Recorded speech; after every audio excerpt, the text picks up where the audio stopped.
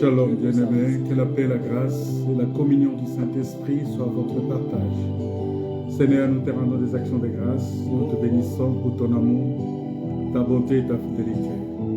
Bénis ce moment, conduis-nous encore dans ce moment, que ton onction, que le Saint-Esprit prenne le contrôle de tout. Au nom de Jésus, notre Seigneur et Sauveur, nous disons gloire et louange à toi, Seigneur.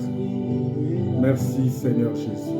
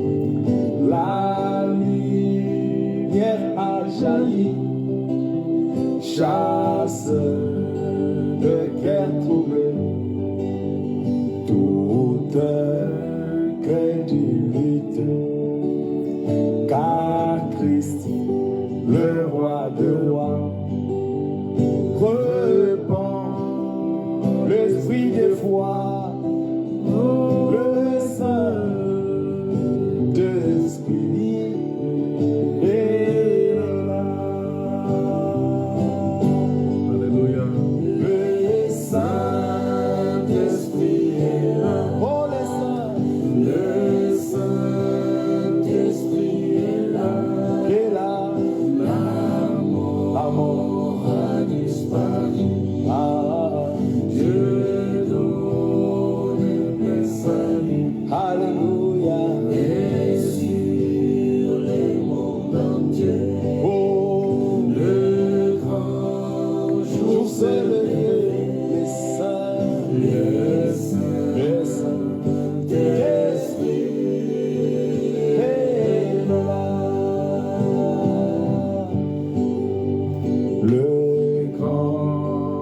consolateur, viens remplir tous les cœurs, l'esprit de vérité nous met dans la liberté. Il ouvre les prisons, répand la guérison. Le Saint-Esprit est là.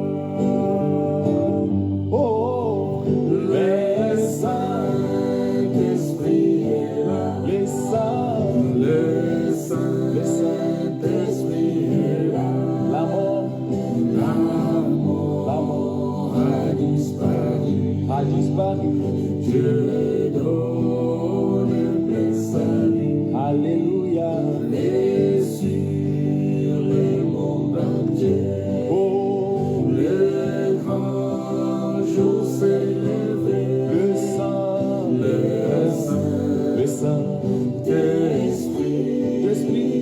est là. Le Saint-Esprit est là, bien-aimé. Que tous les rachetés chantent la liberté, car Christ a tout accompli. Il a donné l'Esprit. Voyez trembler l'enfer, car dans tout l'univers, le Saint-Esprit est là. Encore une fois, que toutes les terres, que tous les rachetés chantent la liberté. Christ a tout accompli. Il a donné l'Esprit. Voyez trembler l'enfer. Le diable tremble. Car dans tout l'univers, le Saint-Esprit est là. Oh, le Saint-Esprit est là. Le Saint-Esprit est là. La mort a disparu. Dieu donne le salut. Alléluia. Et sur le monde entier, oh, le grand jour s'est levé. Le Saint-Esprit est là. Shalom bien-aimés, shalom frères et sœurs, que la paix, la grâce et la communion du Saint-Esprit soient votre partage. Nous vous saluons dans le nom de Jésus-Christ et nous disons que Dieu vous soit très favorable et qu'il vous bénisse en cette soirée et en ce jour pour la gloire de son nom. Nous bénissons le Seigneur parce que Dieu nous aime tellement qu'il nous a préparés justement pour être participants de la nature divine, parce que nous disons que sans Dieu, nous ne pouvons rien faire. Sans Dieu, nous ne sommes rien, parce que Dieu est celui qui nous a créés justement à son image et à sa ressemblance. Et puisqu'il nous a créés à son image et à sa ressemblance, il permet que tout ce que nous faisons, tout ce que nous sommes, soit pour la gloire de son nom. Soit pour la gloire de son nom, parce qu'il est merveilleux. Et nous sommes en train de parler de quelque chose de très important, que le Seigneur, lui, il est ma justice, mais il est aussi mon Seigneur. Dieu est ma justice et mon Seigneur. C'est-à-dire que je veux reconnaître la grâce, la seigneurie de Dieu, la puissance du Saint-Esprit et tout ce qu'il fait pour moi, parce que tout ce que Dieu fait pour moi, c'est pour mon bien. Tout ce qu'il est fait, c'est pour mon bien. Tout ce qu'il est fait, c'est pour que je sois sauvé. C'est pourquoi il a payé un prix. Il a payé le prix qu'il a payé, c'est un prix fort, c'est un prix que personne de ce monde ne peut payer ça, parce que le prix que Jésus-Christ a payé pour moi, il n'y a pas l'argent qui peut suffire à ça. Non, il n'y en a pas. Il n'y a pas d'argent qui peut suffire pour payer ce prix-là. Vous voyez, le sang de Jésus-Christ, le sang d'une grande puissance. Et nous voyons que quand on regarde même dans l'histoire des enfants d'Israël, nous pouvons comprendre comment chaque famille israélite en Égypte a dû sacrifier un agneau.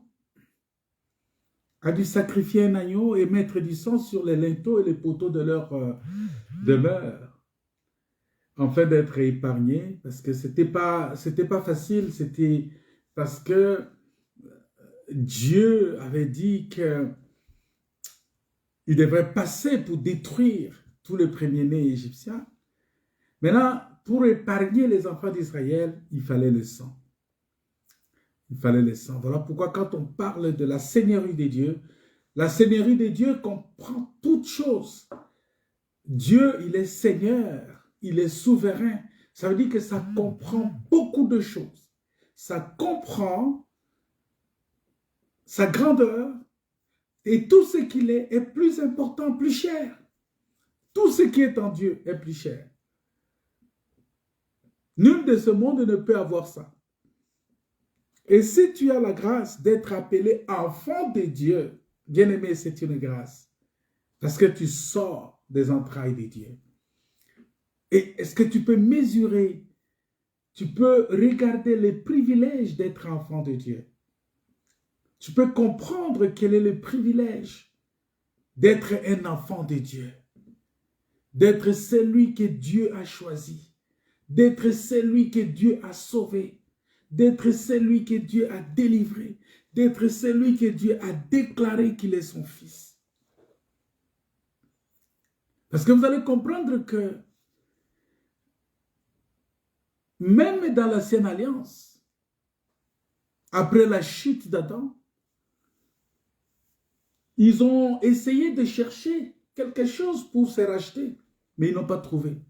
Il fallait le sang. Il fallait que Dieu lui-même vienne sacrifier un animal. Mais pour toi et moi aujourd'hui dans la nouvelle alliance, Dieu a jugé bon que non, le sacrifice d'un animal ne peut pas. Ne peut pas. Et voilà pourquoi lui-même il est venu et il s'est sacrifié. L'animal ne pouvait pas te racheter et Dieu est venu lui-même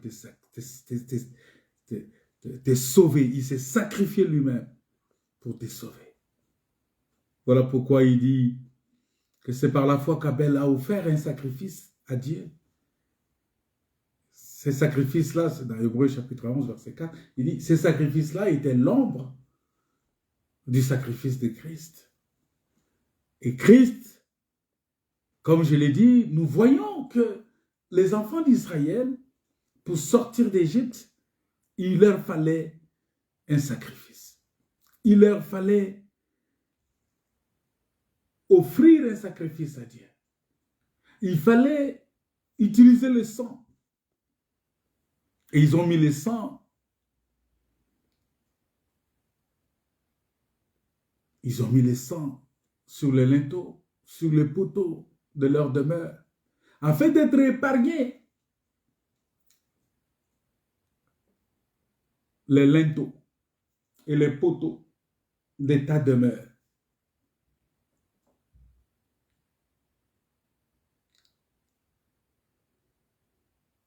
Il fallait mettre le sang sur ça.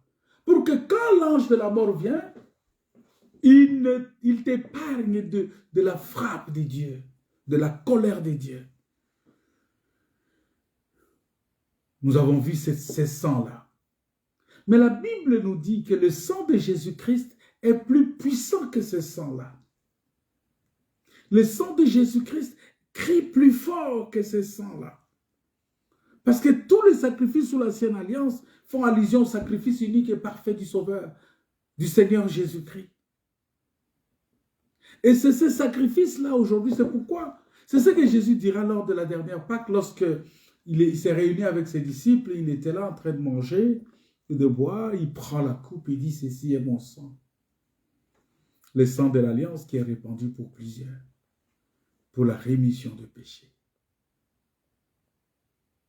Et vous allez voir que même pour consacrer Aaron, le souverain sacrificateur et ses enfants, il fallait utiliser aussi le sang pour la purification des lépreux. Il devrait poser la main sur l'animal qu'on allait sacrifier, en fait de s'identifier. C'est-à-dire qu'il s'identifiait dans un animal. Et en s'identifiant dans un animal, cet animal-là se chargeait de tous leurs péchés.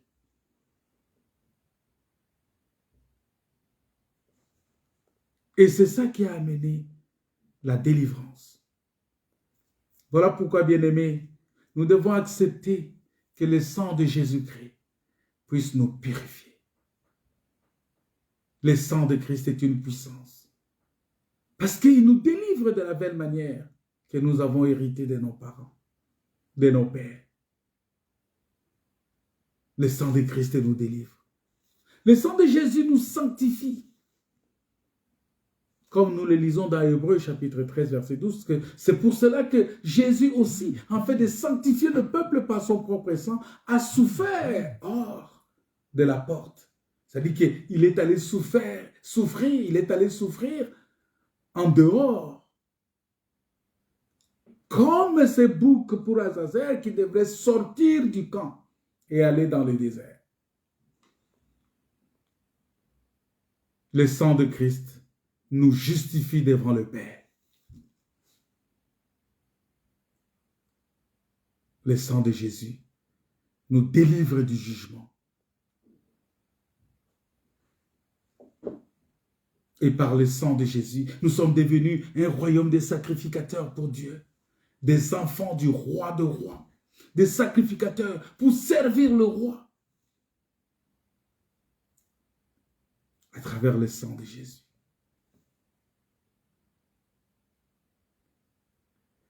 Le sang de Jésus-Christ nous donne la victoire sur les accusations du diable. Je parlais avec un frère tout à l'heure. Moi, je lui ai dit, écoutez, tu dois comprendre une chose, que sur cette terre, si les accusations s'arrêtent, c'est que le diable est lié et soit il est renvoyé en enfer. Ça veut dire quoi? Ça veut dire que l'enlèvement a déjà eu lieu. Mais tant que le diable est encore sur la terre, tant que l'église n'est pas encore enlevée, et que le diable soit lié pour 1000 ans, c'est-à-dire que pendant que le diable continue à agir, il continuera toujours à accuser. Parce que la Bible dit qu'il est l'accusateur de nos frères. Mais la Bible nous dit dans Apocalypse chapitre 12, parce que c'est là où on dit qu'il est notre accusateur, il nous accuse jour et nuit. Et tu penses qu'il nous accuse comment? Il utilise des personnes, il utilise des gens qui viennent avec même des faux témoignages, des fausses accusations. Il utilise ces gens-là justement pour raconter des choses, pour t'accuser et devant Dieu et devant les hommes.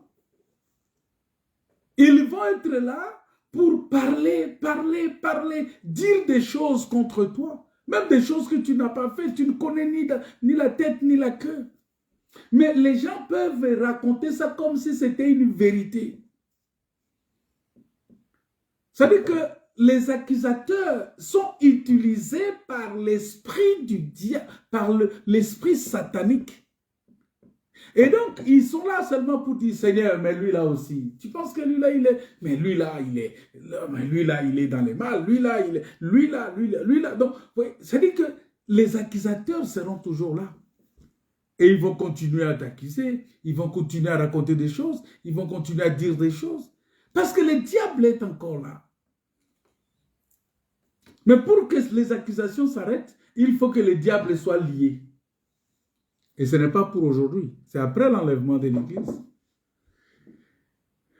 Et après 1000 ans, il sera délié encore pour peu de temps. Et puis après, on va maintenant les jeter dans les temps de feu. C'est ce que la Bible nous dit. Voilà pourquoi, bien-aimés, toute œuvre de Jésus-Christ sur la croix, c'est pour nous. Et nous devons l'accepter. Nous devons accepter la puissance du sang de Jésus-Christ. C'est très important. Nous devons accepter la puissance du sang de Jésus-Christ. Mais le sang de Jésus, je vais vous dire une chose, c'est aussi le nom de Jésus.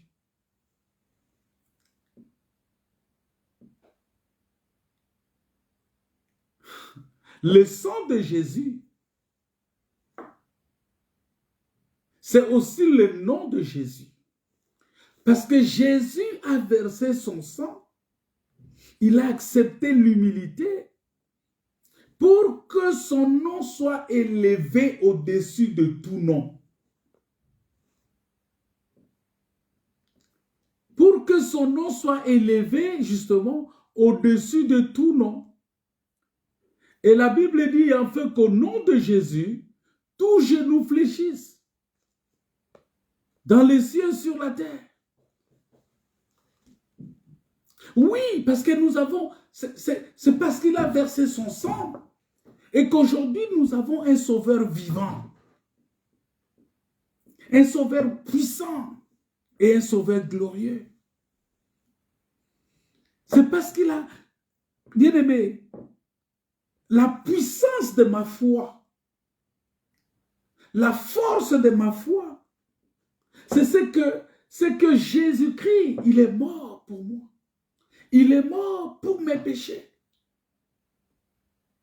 Et qu'il est ressuscité pour me justifier. Il est ressuscité pour ma justification. C'est-à-dire que s'il est mort, c'est pour mes péchés. Mais s'il est ressuscité, c'est pour me justifier. C'est-à-dire qu'il a fermé la bouche de l'accusateur. Parce que je suis déjà injustifié. Voilà pourquoi, le jour où le diable se tient pour accuser Josué, Dieu lui dit que ne sais-tu pas que lui c'est un tison arraché du feu. C'est-à-dire Dieu justifie déjà. Voilà pourquoi il dit dans Romains chapitre 8, il dit, ceux qu'il a connus d'avance, il les a appelés. Ceux qu'il a appelés, il les a justifiés. Et ceux qu'il a justifiés, il les a glorifiés. Ça veut dire que Dieu nous a justifiés et Dieu nous a glorifiés. Voilà pourquoi je vais dire quoi? Je suis fier. Je suis très heureux. Parce que j'ai un sauveur qui est vivant. J'ai un sauveur qui est puissant. J'ai un sauveur qui est glorieux. Est-ce que toi, tu le ressens aussi? Parce que, bien aimé, je vais vous raconter ça. On va parler aujourd'hui comme si on... Voilà. Vous savez qu'après la résurrection de Jésus, la Bible dit que Jésus est apparu à plusieurs personnes, à plusieurs reprises, à ses disciples. Mais avant, il y a quelque chose qui s'est passé. Avant que Jésus ne monte au ciel, il leur a donné rendez-vous sur une montagne. Il a donné rendez-vous pour qu'ils puissent se retrouver sur une montagne. Et là, le Seigneur leur a fait cette déclaration que nous trouvons dans Matthieu chapitre 28, verset 18. Il dit, tout pouvoir, 18 avant, il dit, tout pouvoir m'a été donné dans les ciels et sur la terre. Vous voyez cette déclaration-là? Il dit, tout pouvoir m'a été donné dans les ciels et sur la terre. C'est-à-dire qu'en écoutant ça, quand j'écoute que mon Seigneur, Jésus-Christ, mon Sauveur, il a tout pouvoir dans le ciel et sur la terre, bien-aimé, je ne peux plus être dans la crainte. Je ne peux plus avoir de doute dans mon cœur d'avoir un tel sauveur. Je ne peux plus avoir de doute dans mon cœur. Je ne peux plus avoir de crainte. Je peux pas avoir peur. Parce que quand j'ai un sauveur comme ça, pour moi, à qui tout pouvoir lui a été donné. C'est pourquoi le Seigneur a dit, il dit, allez, faites de toutes les nations les disciples, les baptisant au nom du Père, Fils, Saint-Esprit. Il dit, enseignez-leur à observer tout ce que je vous ai prescrit. Et il dit, voici, je suis avec vous tous les jours. Il est avec nous tous les jours. Notre Seigneur. Le Seigneur est avec nous tous les jours, bien-aimés. C'est-à-dire qu'il n'y a pas un moment où il va être absent. Non, il est avec nous. C'est-à-dire que même si nous sommes en difficulté, même si nous avons des situations, nous traversons des situations difficiles, mais il est avec nous. Et quand il est monté au ciel, le Seigneur a été, la Bible dit qu'il a été couronné de gloire et d'honneur à cause de la mort qu'il a soufferte, à cause de la souffrance. C'est-à-dire qu'il a, lorsqu'il est monté au ciel, la Bible dit qu'il a été couronné de gloire et d'honneur à cause de la mort qu'il a soufferte. En fait que par la grâce de Dieu, il souffrit la mort pour tous. C'est-à-dire qu'en écoutant seulement, je sais que voici, je suis avec vous tous les jours jusqu'à la fin du monde. Oh, pour moi, je suis rassuré. Bien-aimé, tu es en Christ, Christ est avec toi tous les jours, partout où tu te trouves. Que tu sois où, que tu traverses l'ombre de la vallée de la mort, que tu sois dans un tourbillon, que tu sois dans un vent impétueux, que tu sois, le bateau veut chavirer, oh l'avion veut s'écraser, oh non, la situation est devenue catastrophique. Le Seigneur est avec toi. Est-ce que tu peux dire amen à ça? C'est très important. Le Seigneur est avec toi. Il est ton Seigneur. Il est ton Seigneur. Il est ton Seigneur. Et puisqu'il a déjà souffert, la Bible dit qu'il a été couronné. Le Seigneur Jésus a été couronné de gloire et d'honneur à cause de la mort. C'est-à-dire que la mort était le couronnement. Mais non pas seulement la mort, parce qu'il est mort pour mes péchés, il est ressuscité pour me justifier, pour ma justification. C'est-à-dire partout où je passe, je marche avec la justification. Dieu me justifie lui-même. Quand tu veux m'accuser, c'est Dieu qui prend ma défense. Il est mon avocat. C'est lui qui me justifie. Alors quand il est arrivé au ciel, le Seigneur Jésus, comme j'ai dit, il a été couronné. C'est pourquoi la Bible nous dit, dans le livre de Philippiens chapitre 2, versets 9 à 11, la Bible dit que c'est pour cela que le Père l'a souverainement élevé et lui a donné le nom qui est au-dessus de tout nom. C'est-à-dire, ce nom-là est placé sur les linteaux et sur les poteaux. C'est-à-dire qu'au sommet de la maison, quand on regarde les sommets de la maison, on voit le nom là. Le nom là, c'est la tête de la maison. Et quand on vient regarder sur les côtes, c'est-à-dire on regarde sur la fenêtre, on voit le fil cramoisi qui est attaché.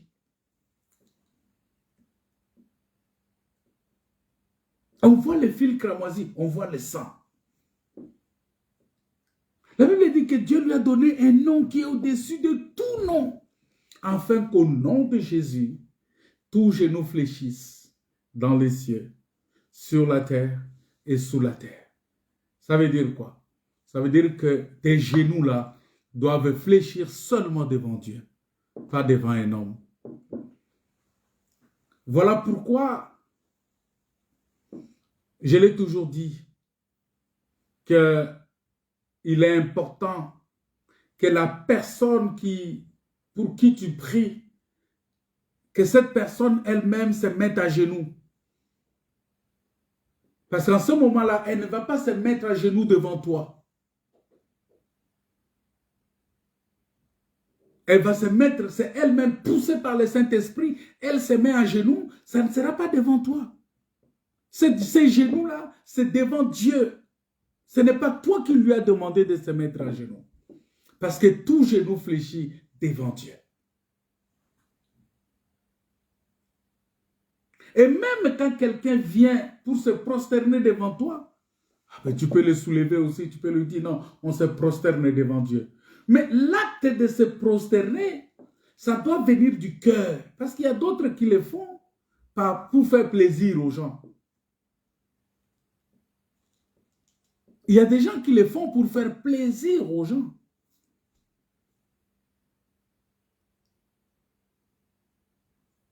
Voilà pourquoi il faut faire très attention avec ça.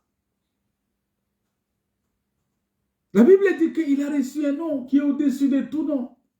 Oui, bien-aimé, il n'existe dans les ciels et sur la terre aucun autre nom qui soit plus grand que celui de Jésus-Christ. Voilà pourquoi j'ai toujours dit que s'il y a un Père dans les ciels, le nom de Jésus est plus grand que ce Père-là.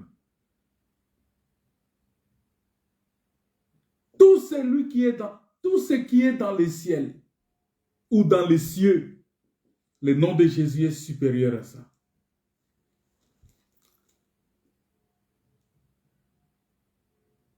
Tout ce qui est sur la terre, le nom de Jésus est au-dessus de ça.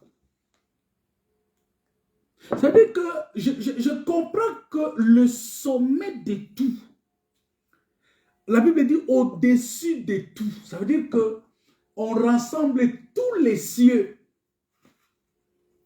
Parce que je sais, Paul a parlé de premier, deuxième, troisième ciel, tout ça. Mais on peut rassembler tous les cieux. Le nom de Jésus est au-dessus de ça. Mais bien aimé, un nom pareil. Parce qu'il y a beaucoup de gens aujourd'hui qui cherchent à avoir le nom. Ils veulent qu'on parle d'eux. Tu veux qu'on parle de toi? Entre seulement dans le nom de Jésus.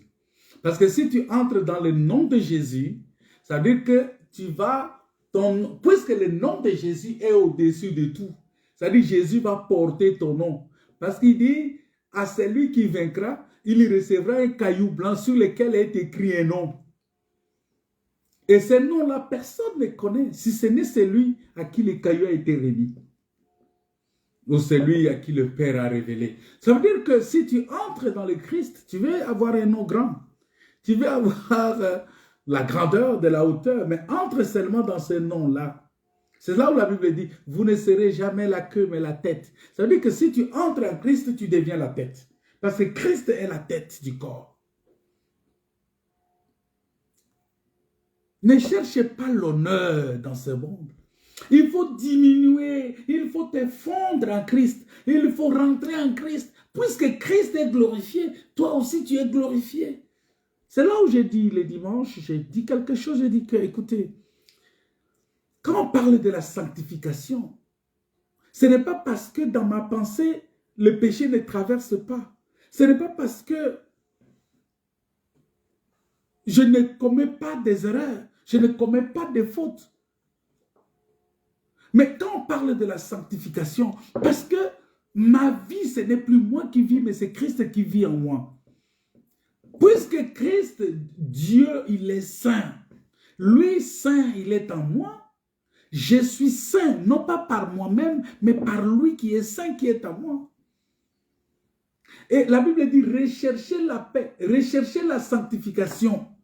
Hébreux 11 vient expliquer que Dieu est le rémunérateur de ceux qui le cherchent. C'est-à-dire, si tu recherches Dieu,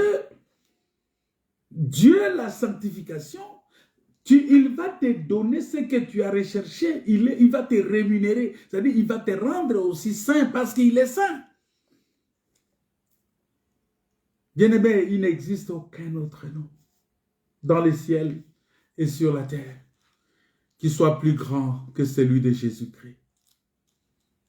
Voilà pourquoi lorsque nous parlons de la puissance du nom de Jésus, moi j'ai déjà expliqué à un frère, ça ne sert pas quand tu pries, même si tu cries « Au nom de Jésus !» au nom, non, même si tu dis seulement « Au nom de Jésus », démon sort. Les noms là résonner seulement. Le démon va sortir.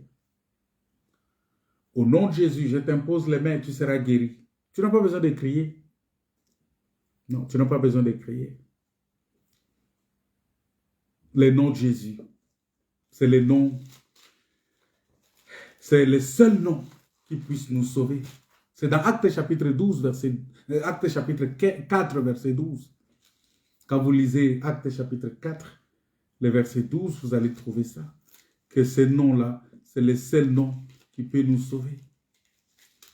Acte 4, verset 12. La Bible nous dit ceci. Le salut ne se trouve en aucun autre nom, car il n'y a sous le ciel aucun autre nom donné parmi les humains par lequel nous devrions être sauvés. Acte chapitre 4, verset 12. Parce que, vous savez,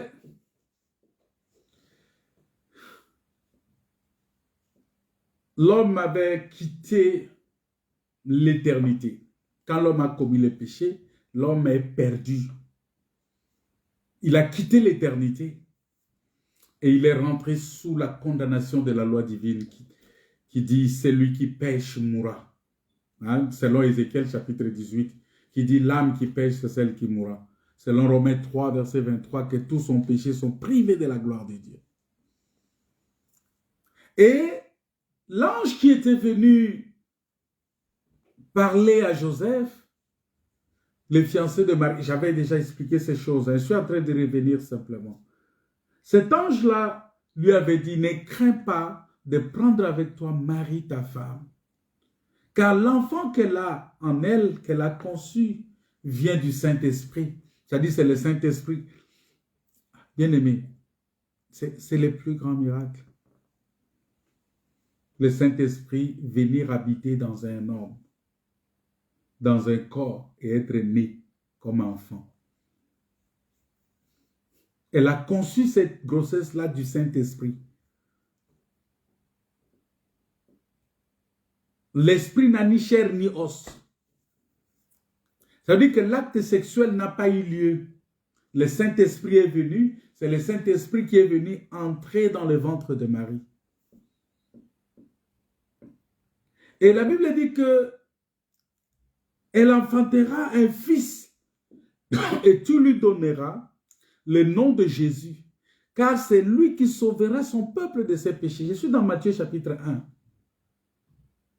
Et puisque lui va venir sauver, c'est lui qui sauvera. J'avais expliqué cela, que l'acte de dire que c'est lui qui sauvera, Jésus est devenu sauveur à la croix lorsqu'il a réussi l'opération sur la croix. Et c'est ça le nom de Jésus qui signifie Yoshua. Yoshua, en hébreu, on appelle ça Yoshua, qui signifie l'éternel est salut. Parce que l'éternel qui sauve, l'éternel est salut, un salut qui englobe les besoins de l'homme tout entier. Un salut qui englobe les besoins de ton âme, les besoins de ton esprit, les besoins de ton corps.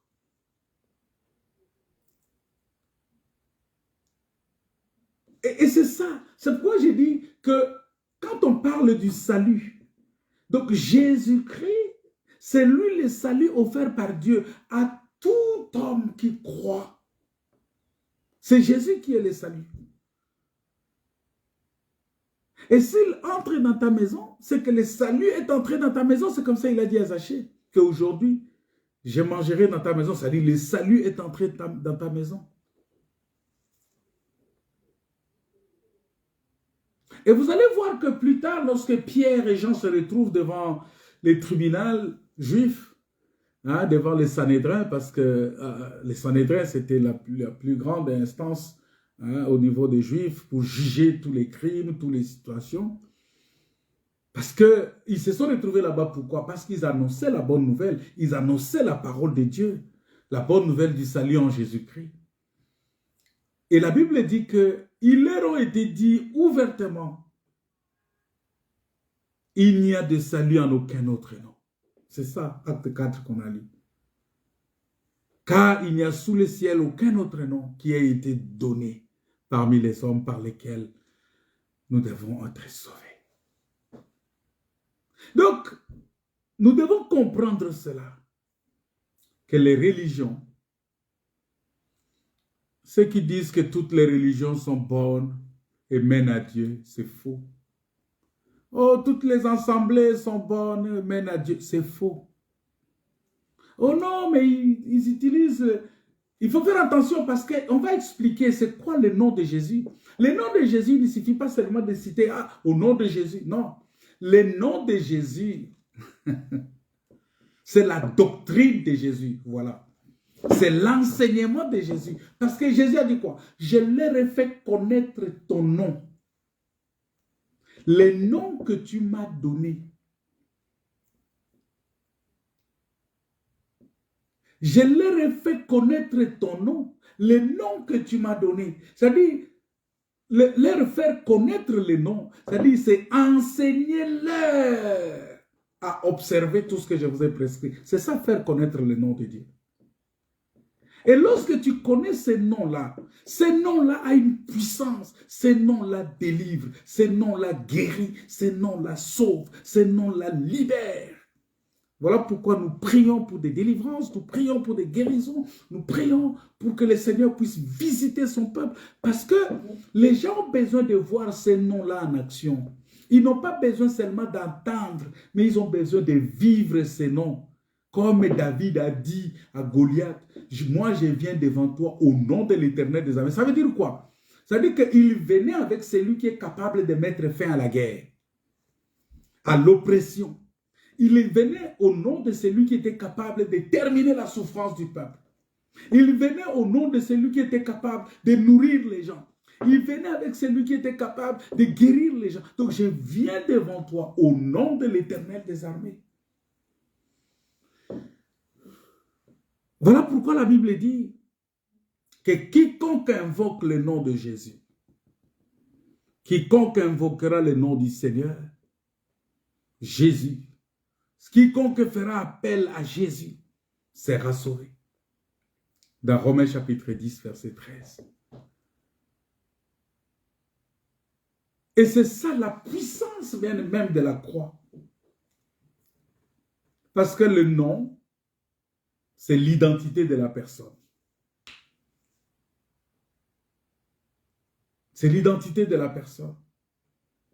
Et il y a une puissance dans la foi au nom de Jésus, qui est le salut de l'Éternel pour tous les pécheurs, les criminels, les ivrognes, les toxicomanes, les adultères, les voleurs, les pécheurs respectables. Oui, à tous ceux qui l'ont reçu, à tous ceux qui croient en son nom, il leur a donné le pouvoir, la capacité, la force, la puissance de devenir enfants de Dieu. Quelle grâce! Bien-aimés, on ne naît pas chrétien. Oh non, je suis né chrétien. Non, ça n'existe pas. On devient chrétien par la foi en Jésus-Christ. Par une décision personnelle. Non, il ne faut pas dire non. Bien, mes frères, moi j'ai grandi dans une famille chrétienne. Et alors? Je suis né dans une famille chrétienne. Et alors? On ne naît pas chrétien. Hein? Non, mais depuis qu'il est enfant, il est né dans ça, il a grandi dans... Non, on ne naît pas chrétien, on devient chrétien lorsqu'on croit au Seigneur, lorsqu'on accepte Jésus comme son Seigneur et Sauveur. Personne, c'est une décision, par une décision personnelle. C'est alors qu'on arrive. Donc, je vais vous informer seulement, je vais vous rappeler seulement aujourd'hui que Jésus est le seul nom qui sauve parce que à la croix, il a été couvert de notre habit souillé. des péchés. Il a été jugé et châtié à notre place. Il a souffert à notre place. Il est mort pour nos péchés. Et en retour, il nous offre son habit de justice, sa vie qui est pure. Bien-aimés, je vais expliquer quelque chose de très important. Et vous allez comprendre cela tout de suite. Vous allez comprendre qu'est-ce qui s'est passé. Parce que regardez comment est arrivé que Jacob soit béni. Jacob est béni parce que si c'était par la voix était la voix de Jacob. Mais lorsqu'on touche le corps est de Ésaü. Le corps est d'Ésaü. C'est-à-dire Ésaü était né avec le poil partout. Il avait des poils partout. Or, le poil dans la Bible parle aussi de manteau. C'est ça. C'est-à-dire que c'était le vêtement. Et donc, ce qui a fait que Jacob soit béni par son père, c'est parce que Ésaü a accepté de prendre notre vêtement. Donc, nous avons pris le vêtement de Christ. Nous avons revêtu Christ. Christ est resté nu. Christ s'est déshabillé. Il nous a donné son vêtement. C'est-à-dire que Ésaü a donné son vêtement à Jacob. Ésaü est resté sans vêtement, dépouillé de son vêtement. Jacob va prendre le vêtement d'Ésaü. Et quand le père sent l'odeur, il dit, je sens l'odeur d'un enfant, d'un champ béni. C'est-à-dire que Jacob devient un champ béni à cause du vêtement qu'il a porté. Le vêtement d'Ésaü va donner la bénédiction. C'est-à-dire que Christ s'est dépouillé sur la croix. Parce que Ésaü ici, il parle de Christ. Pourquoi? Parce que Ésaü, il était le premier-né. Il est le premier. Mais pour bénir Jacob, il a accepté de vendre son droit d'aînesse. Il a accepté de se faire pauvre. Il a accepté de se faire pauvre. Il a accepté de devenir mendiant. Il a accepté de devenir quémandeur. Il a accepté de devenir celui qui mange les miettes. Et à cause de cela, il va donner l'autorité, il va donner la bénédiction à son frère Jacob, que nous sommes. C'est-à-dire, nous, si nous sommes bénis, le premier d'entre nos frères, qui est Jésus-Christ, a accepté de nous donner son manteau. Il a accepté de devenir nu sur la croix. Il est resté nu. C'est ça l'œuvre de la croix. Il est resté nu. Et son vêtement est devenu notre vêtement. Alors quand le Père nous regarde, le Père est déjà, c'est un ancien de jour. Le Père est dans sa vieillesse. Et quand le Père nous regarde, il attend notre voix, c'est-à-dire nos cris. Les cris que nous poussons vers lui, les cris, notre voix, c'est notre prière. Ce sont les déclarations que nous déposons devant Dieu. Ce sont les confessions que nous déposons devant Dieu. Dieu entend ça. Mais quand il y vient, il voit que non. Il voit que nous sommes couverts par la peau d'Ésaü. Nous sommes couverts par le vêtement de Christ. Nous sommes couverts par le nom de Jésus. Et puisque nous sommes couverts par le nom de Jésus,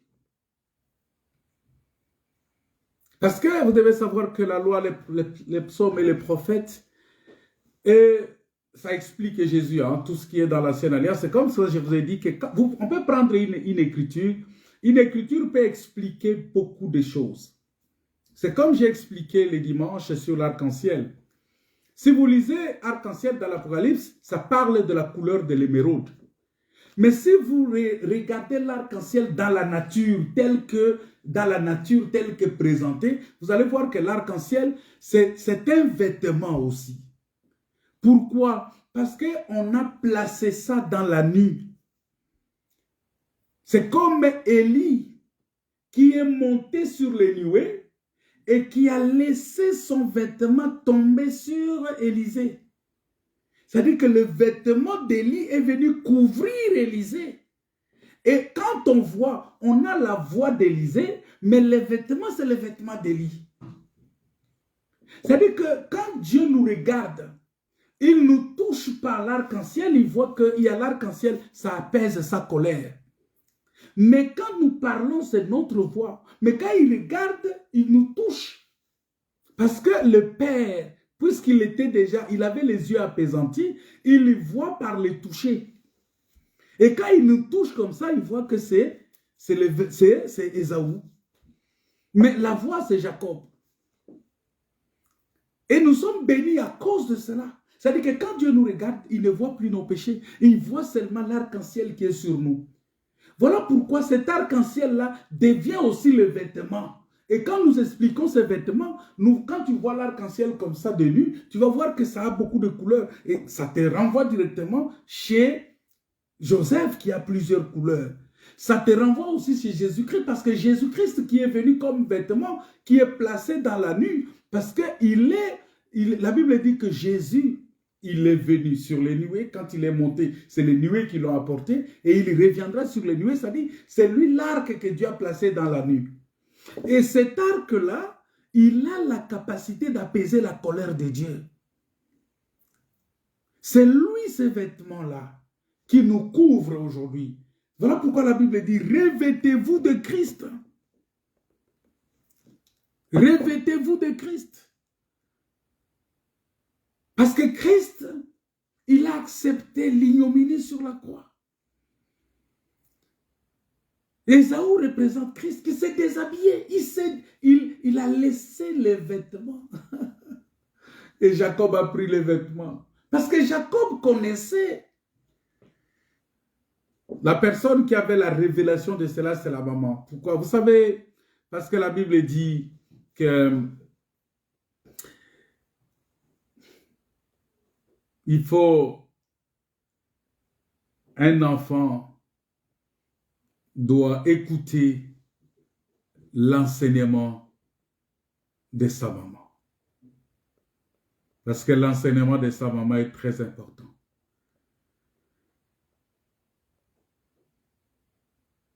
Et vous allez voir que, en écoutant l'enseignement de sa maman, Jacob va se servir, il va prendre les vêtements d'Ésaü, il va porter, et cela va amener la bénédiction. Ça va amener la bénédiction. Et c'est ça aujourd'hui, ce qui nous bénit. Notre bénédiction, c'est le nom de Jésus. C'est le nom de Jésus.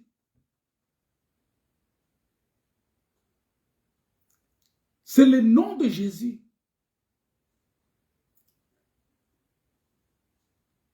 Voyez-vous la mort de Jésus? Qui est mort sur la croix. Il est mort nu là-bas. C'est comme un agneau tondu. Pourquoi? Parce que le poil, ça parle de vêtements.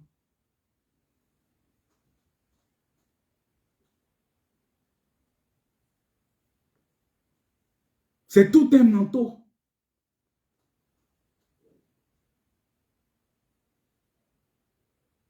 Parce que Ésaü, il est né avec ça. Avec des poils de l'animal, agneau de Dieu. Et c'est avec ça, le poil-là, qu'on confectionne le manteau. Et vous savez que quand on parle de manteau de Dieu, le manteau d'Élie, c'est la lumière. C'est la justice de Christ.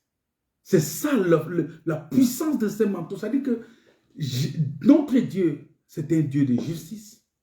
Il est notre justice. et notre Seigneur. C'est ça le manteau. Et ce manteau-là, c'est ça qui va donner, c'est ça le nom de Jésus. Le nom de Jésus, bien aimé, c'est tout un manteau. C'est ça qui donne la guérison. C'est ça qui donne la délivrance. C'est ça qui donne la bénédiction.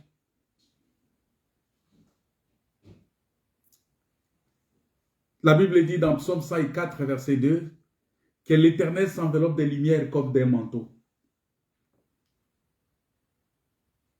Vous voyez, ça veut dire que quand il prend la lumière, il s'enveloppe de ça comme un manteau. Vous voyez? Donc Christ est venu, il nous a enveloppés. Voilà pourquoi il dit, ne soyez pas pressés à quitter Jérusalem, jusqu'à ce que vous soyez revêtus. Ça veut dire qu'il voulait qu'on soit revêtus de son manteau, qui est la lumière. Pour que nous soyons aussi, voilà pourquoi à la sortie de Jérusalem, c'est-à-dire que quand les apôtres, après avoir reçu le manteau, quand ils sont sortis, les gens voyaient en eux la lumière. Ils les voyaient comme la lumière. Ils brillaient. C'est comme ça qu'on va leur donner le nom de chrétiens. C'est-à-dire qu'on va leur dire, ceux-là sont des chrétiens. Ils sont comme Christ, parce que Christ aussi est la lumière.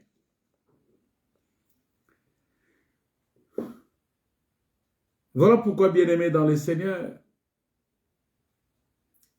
je ne vais pas enseigner sur Ésaü et Jacob. Je ne vais pas rester longtemps là-dessus parce qu'il y a beaucoup d'enseignements. Le Seigneur permettra que nous puissions comprendre ça dans les jours qui viennent. Pour dire que Jésus s'est dépouillé pour nous. Il a quitté la gloire.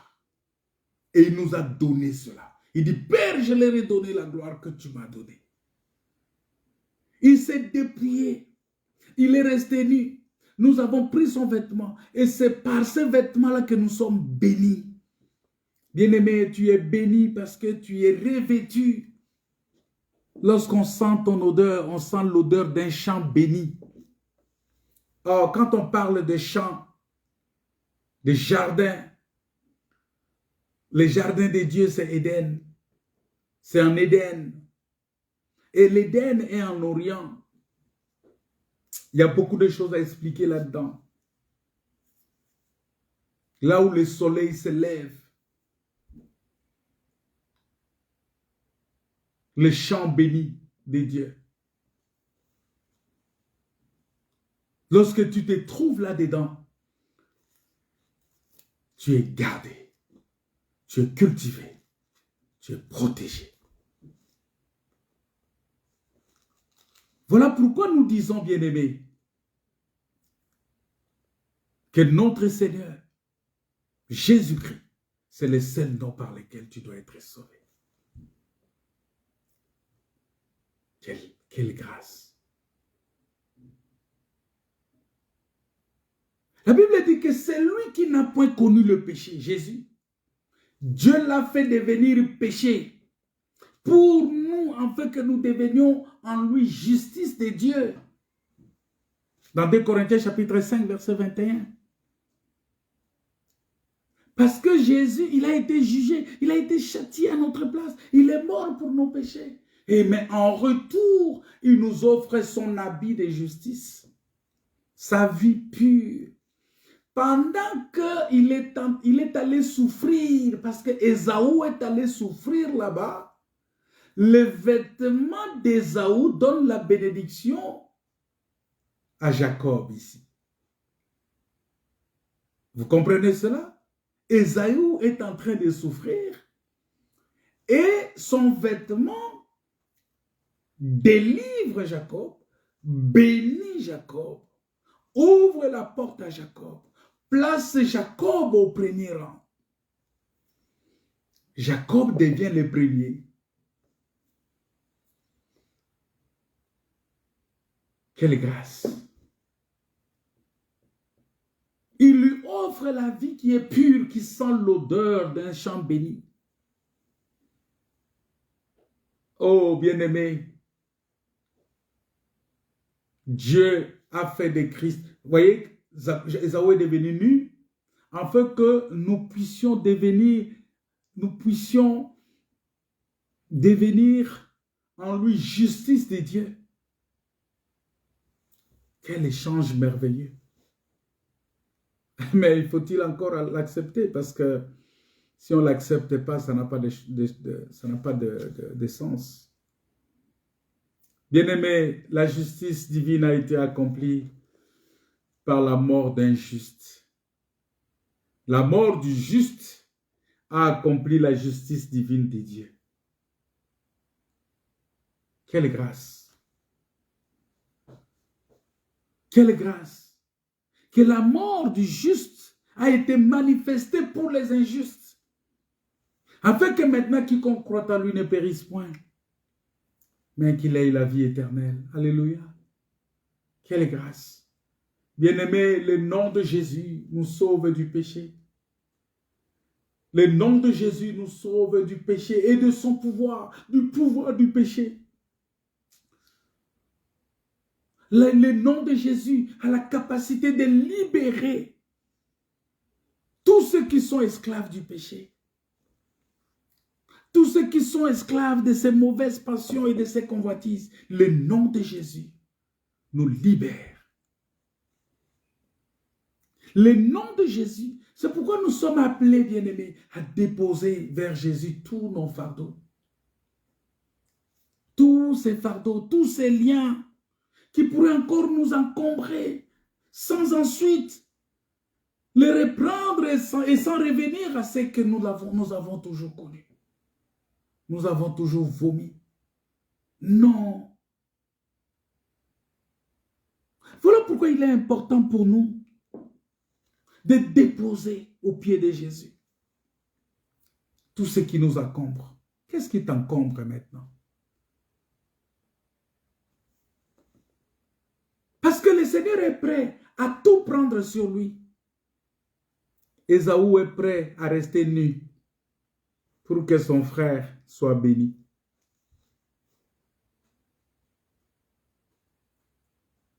Bien-aimés, nous n'avons plus besoin de traîner tous nos fardeaux avec nous, tous nos problèmes, tous nos soucis. La Bible dit, ne vous inquiétez de rien. Parce que le nom de Jésus nous sauve également de l'esclavage de Satan et des démons. Parce que la Bible dit qu'il les a tous dépouillés. Il a dépouillé les dominations, les autorités, les principautés. Il les a dépouillés. Et nous devons comprendre, je veux vraiment que tu comprennes que Satan est un ennemi vaincu. Il a été vaincu. Voilà pourquoi, devant le nom de Jésus, mais il ne peut rien faire. Il a été vaincu. Satan est un ennemi vaincu. Mais attention, il n'est pas mort. C'est pourquoi des fois nous sommes appelés à lui résister avec une foi ferme dans le puissant nom de Jésus-Christ. La Bible dit que résistez-le avec une foi ferme et il fuira loin de vous. Nous n'avons pas à les craindre, nous n'avons pas à avoir peur, car celui qui est en nous, Christ, il est beaucoup plus grand que celui, Satan, qui est dans le monde. Alléluia. Bien-aimé, le nom de Jésus nous sauve de la mort et de l'enfer. Parce que lorsque tu reçois ces noms-là te fait passer de la mort à la vie. Jésus a accepté de prendre la mort qui était nôtre. Parce que la mort, c'était pour nous. C'est nous qui étions destinés à la mort. Mais alors Jésus a pris sur lui la mort. Et il nous a donné la résurrection. Vous voyez cela? Il est venu. Il a mis sur nous. Il a pris sur lui la mort. Notre mort. Et il nous a donné la résurrection. Voilà pourquoi quand il est arrivé, il est arrivé chez Marthe, il dit, mais je suis la résurrection et la vie. Parce que lui, il n'a pas la mort. Lui, il a la résurrection. Lui, il est la résurrection. Il est la résurrection. Il est la résurrection. Jésus vient avec la résurrection parce que lui-même, il est la résurrection. C'est-à-dire qu'il suffit seulement que nous prenions son manteau. Il suffit seulement que nous prenions ses vêtements sur nous. Que nous nous revêtons de Christ. Nous avons la vie éternelle. Nous avons la résurrection. Nous avons la guérison. Nous avons la délivrance. Nous avons tout ce que Dieu est pour nous. Tel il est, tel aussi nous sommes. Parce qu'il a dit, je suis la résurrection et la vie. Celui qui croit en moi vivra. Quand même qu'il serait mort. Et quiconque vit et croit en moi ne mourra jamais. Ça veut dire que ici on ne parle pas de la mort physique, on parle de la mort spirituelle aussi. Si tu crois au Seigneur Jésus, ça veut dire que tu ne pourras plus être séparé de Dieu. Voilà pourquoi nous disons que le nom de Jésus. Parce que la Bible dit quoi? La vie de toute chair est dans le sang. Or, le nom de Jésus, c'est la vie de Jésus. Puisque la vie de toute chair est dans le sang, c'est-à-dire le nom de Jésus, qui est la vie de Jésus, est dans le sang. Voilà pourquoi nous disons que le nom de Jésus est une puissance, parce que c'est le seul nom qui puisse nous introduire auprès de Dieu. Qui puisse nous introduire, qui puisse nous faire entrer dans le ciel. C'est le nom là de Jésus.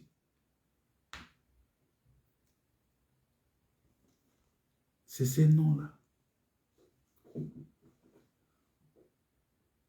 C'est ces noms-là. Vous voyez? Ce qui a introduit Jacob auprès du Père, ce n'est pas sa voix, mais c'est les vêtements.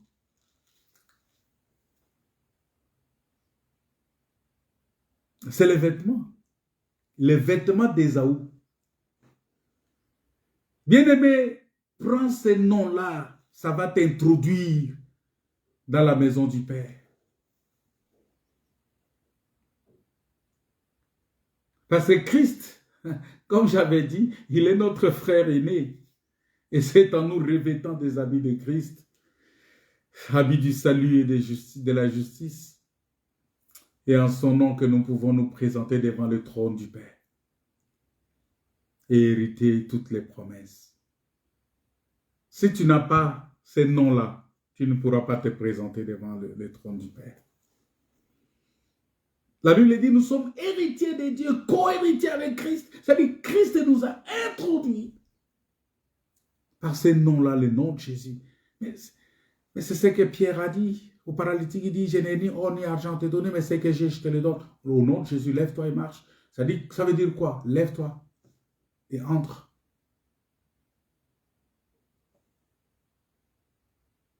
Le nom de Jésus. Parce que les relations, bien aimées, les relations font beaucoup dans les démarches, vous savez. Les relations, ça joue beaucoup dans les démarches. Tu peux connaître quelqu'un, un homme influent, et il te dit, bon, va là-bas, dis-lui que tu viens de ma part. La personne chez qui il t'envoie pour dire que dis-lui que tu viens de ma part, cette personne-là connaît l'influence que l'autre a sur lui. Et quand il te dit simplement que dis-lui que tu viens de ma part, c'est ce qui se passe entre nous et Dieu. Oh Jésus, alléluia. Je m'approche de Dieu de la part de Christ. Parce que de moi-même, je ne peux pas. Mais pour que je m'approche de Dieu, je dis, c'est pourquoi la Bible dit, tout celui qui vient au nom, béni soit celui qui vient au nom de l'Éternel. Mais c'est ce qui est dit dans la parole de Dieu. Béni soit celui qui vient au nom de l'Éternel. C'est-à-dire que le nom de l'Éternel nous introduit dans la maison du Père. Le nom de l'Éternel, déjà, c'est ça qui nous bénit. C'est ça le vêtement d'Ésaü qui a introduit Jacob auprès de... Parce que sans ce vêtement, par la voix de Jacob, il allait être chassé par son père. Mais les vêtements d'Ésaü ont influencé. C'est ça justement, parce que c'est pourquoi j'ai dit, les relations font beaucoup dans les démarches. Quelqu'un qui est puissant, il t'écrit une recommandation, il dit, voilà pourquoi l'apôtre Paul dit, nous ne nous recommandons pas nous-mêmes, mais le Seigneur nous a recommandés. Vous voyez, c'est-à-dire c'est Christ qui nous a recommandés. Et Christ te fait une recommandation, il te dit, va donner ça, dis à quiconque se trouve à la porte du royaume des cieux que tu viens de ma part, mes bien-aimés, tu entres. Voilà pourquoi j'ai les recommandations du Seigneur. J'ai les habits de Christ avec moi. Et c'est ça qui m'introduit, c'est ça qui me fait entrer. Alléluia. Christ m'a dit, va seulement dire que celui qui vient au nom de l'Éternel est béni.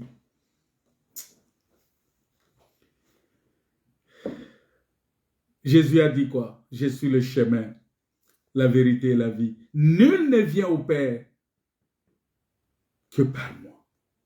Nul ne vient au Père. Attends, on va lire ça. Jean chapitre 14. C'est là où on va s'arrêter. Jean chapitre 14, le verset 6. La Bible dit ceci.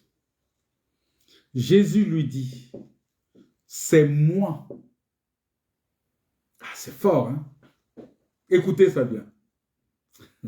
Jésus lui dit, parce que c'est Thomas qui avait posé la question. Thomas a dit à Jésus que Seigneur, nous ne savons pas où tu vas. Comment en saurions-nous le chemin?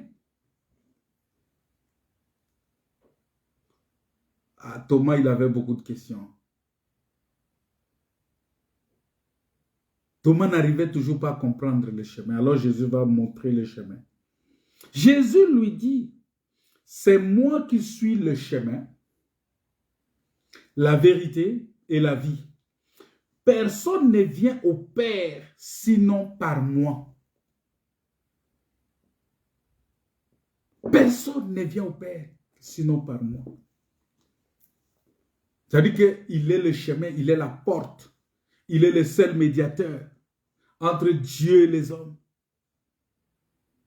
Et il est éternel, il vit au siècle des siècles. Il ne meurt pas, il est éternel. C'est-à-dire que, comme un frère dit là ici, il dit, il est le visa.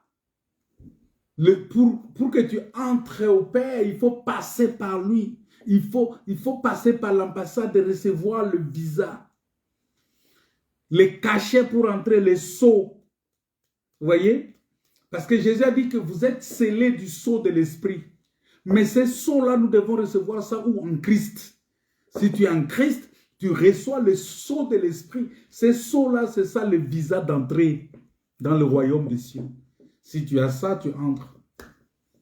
Il y a des gens qui prient pour les visas de ce monde. Non, il ne faut pas.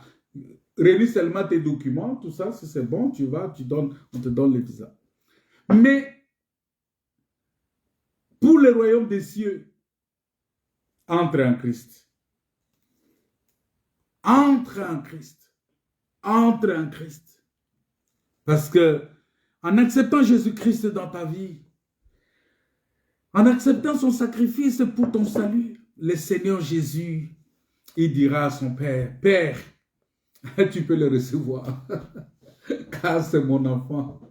Parce que comme il a dit, celui-ci aussi fils d'Abraham, c'est mon enfant. Reçois-le. Voilà le résultat, bien-aimé, de la foi dans le nom puissant de Jésus-Christ. Comme il est l'avocat, il est celui qui parle. Vous voyez, c'est lui le maître de toutes choses, de toutes les façons. Vous voyez, et quand tu te présentes comme ça,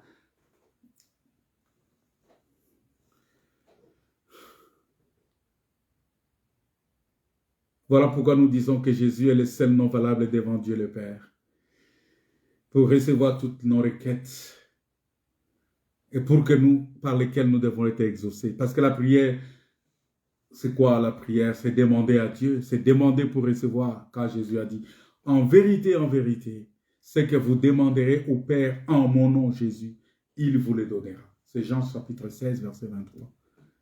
C'est pas extraordinaire ça?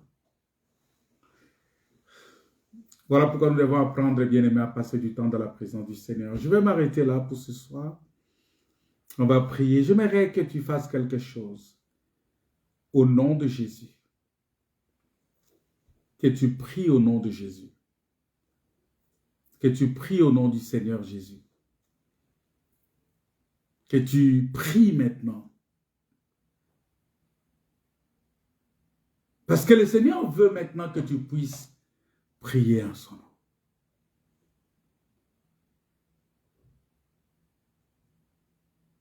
Et nous allons voir le vendredi que Jésus est le seul nom qui est autorité face à l'ennemi dans le combat spirituel contre les princes des ténèbres.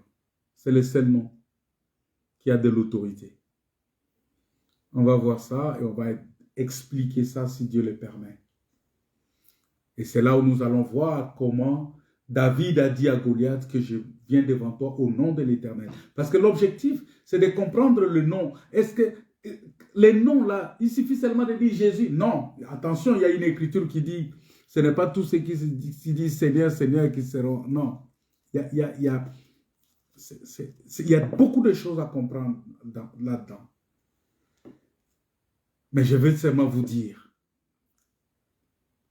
que tout ce que vous demanderez au Père, au nom de Jésus, il vous le donnera. Est-ce qu'on peut prier le Seigneur? J'aimerais que tu pries le Seigneur. J'aimerais que tu pries, que tu puisses recommander ton cœur entre les mains du Seigneur, que tu puisses prier le Seigneur maintenant et demander à Dieu que Dieu te vienne en aide, que Dieu te vienne au secours, que c'est Dieu-là.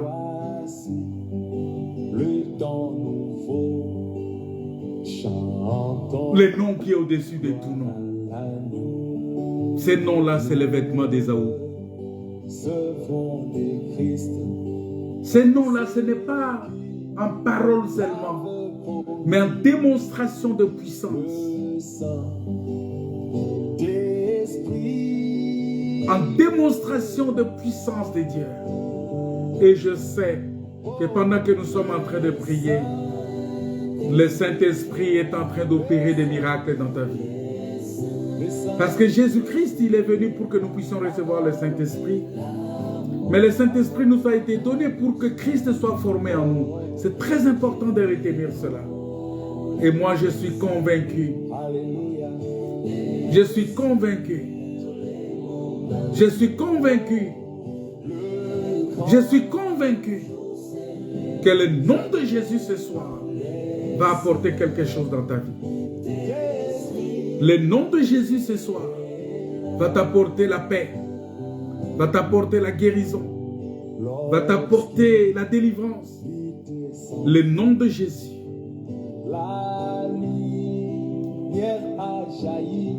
va t'apporter quelque chose de très important.